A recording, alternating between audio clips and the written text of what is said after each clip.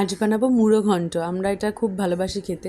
যাই হোক, কাতলা মাছের মাথা নিয়ে নিয়েছি। মাথাটা একটু নুন হলুদ মাখিয়ে তেল গরম করে ভালো করে ভেজে নেব। একটু কড়কড়ে না হলে মাথাগুলো ভালো মতো ভাঙা যায় না।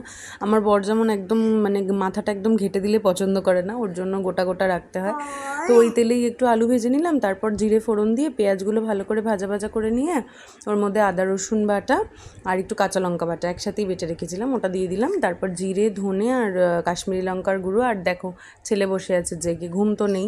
একটু নুন চিনি দিয়ে দিয়েছিলাম, চিনিটা ব্যালেন্স করার জন্য একদম অল্প দিয়েছিলাম। ভালো করে কষিয়ে টমেটোগুলো দিয়ে দিয়েছি, দিয়ে ভালো করে আরেকটু কষে নেব, নিয়ে তারপর মাথাগুলো অ্যাড করেছিলাম। মাথাগুলো মশলার সাথে ভালো মতো কষা হলে একটু ঢাকা দিয়ে রেখেছি। তারপরে দিয়ে দিয়েছিলাম একটু গোবিন্দভোগ চাল ভিজিয়ে রেখেছিলাম অল্প করে। আমি একটা মাথার জন্য 50 গ্রাম মতো চাল দিয়েছি, কি আরও কমই হবে। যাই হোক, তো ভালো করে ওটা কষে টষে নিয়ে অল্প জল দিয়ে একটু ঢাকা দিয়ে রেখে তারপর আলুগুলো দিয়ে আর একটু ঢাকা দিয়ে নামিয়ে নিয়েছি। দারুণ খেতে হয়েছে।